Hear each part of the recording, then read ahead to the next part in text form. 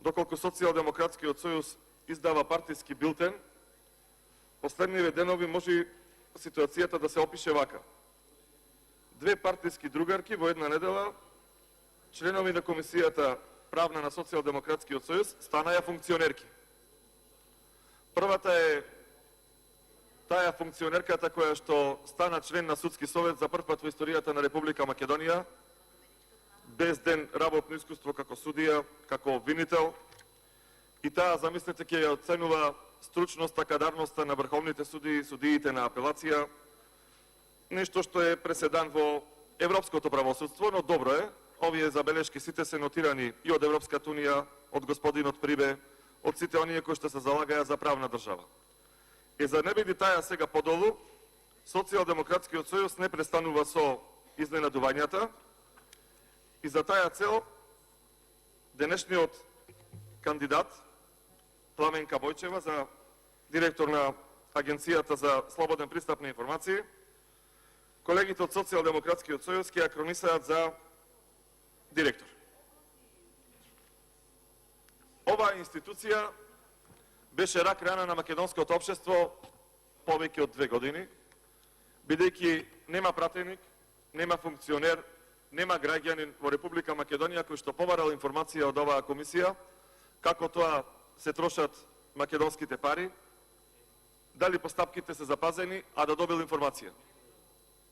И затоа не изненадуваат ваквите кадровски решенија, бидејќи Социјалдемократскиот сојуз првиот ден кога дојде на власт, постави директор на Агенцијата за државни службеници, член на извршниот одбор. Затоа не зачудуваат кадровските решенија кога директор во здравствен дом во Источна Македонија е кадар со средно образование. Ова го повторувам и го напомнувам, бидејќи повеќе пати се побарале информации како и кои квалификации ги исполнуваат кадрите од Социјалдемократскиот сојуз, ама не сме можеле да ги добијаме. А претходно нели се залагавме за транспарентност, за дебата, за слободен пристап како течеле конкурсите. Јас во текот на минатата недела побарав информација за Прилеп, бидејќи се случи нешто чудно. Во еден ден беа поништени сите конкурси распишани од прилепските 15 училишта во кои што се бараше професор, односно наставник по физичко образование. И сите училишта ги поништија конкурсите, направија штета од прилика за 100.000 денари, бидејќи конкурсот кошта да се објави и да се раскине, со едно образложение техничка грешка. А никој не знае што е техничката грешка. Затоа што едноставни се условите денеска да бидеш наставник по физичко образование. Не даваат информации зошто е настаната техничка грешка, бидејќи не е техничка грешка, туку е настаната партиска грешка и немаат партиски кадар како досега да го вработат како наставник по физичко образование. Долго време граѓаните на Република Македонија ги интересираше која е точната бројка на административци кои што се вработени, бидејќи по логика на нештата претходно ВМРО ДПМН не ја кажуваше бројката, сега требаше да ја знаеме конкретно до еден. Имаме поднесено информација со која што бараме колку граѓани во Република Македонија седат дома, а земаат плата. Замислете, во 21 век се уште под власт на Социјалдемократскиот сојуз, каде што овие аномалии требаше да бидат решени, имаме административци кои што седат дома, а земаат плата. И тоа, бога ми, добра плата.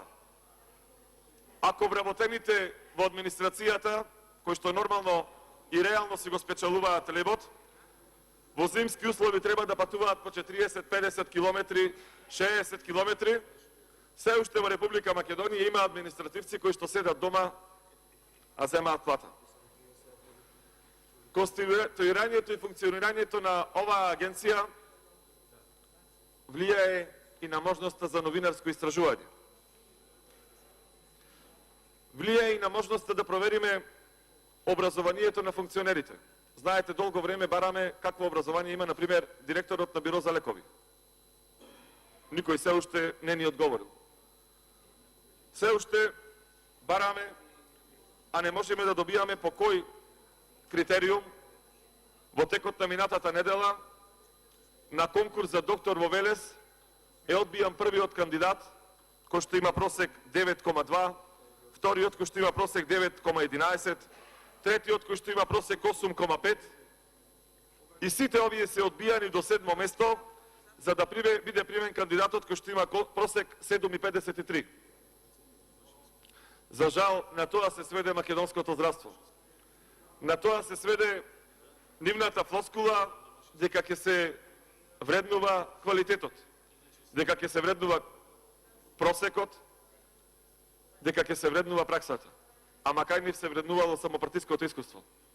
И ова за жал е секаде. Во сите здравствени, во сите културни институции, во сите училишта. Дури и за во градинка. Треба да бидеш член на Социјалдемократскиот сојуз, да ти има во списокот за да ти го запишат детето во градинка. Ова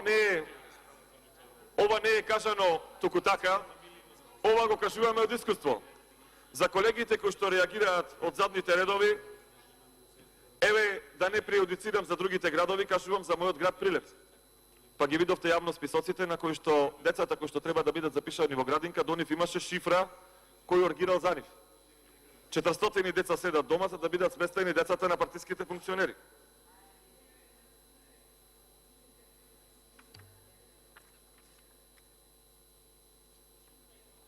Затоа, почитувана македонска јавност, не треба да ве чуди и не е прв пат вакви подвешни кадровски решенија да бидат дело на Социјалдемократскиот сојуз. И за таа цел мораме да ги поттикнеме сите кои што се сомневаат во стручноста, во компетентноста, во изборот на кадрите кои што треба да бидат на раководни функции, сега да се обратат до директорката Пламенка Бојчева, кадар од најнеуспешната општина во Република Македонија Аеродром, во моментов била секретар на општината, да си прашаат се што ги интересира. Не дека тоа нешто ќе им заврши во понатамошната постапка, дека ќе истераат до некоја правда, туку да имаат барем морална сатисфакција и да добијаат одговор зошто само во Македонија се прима 8-миот кандидат со најнисок просек на штета на сите други доктори.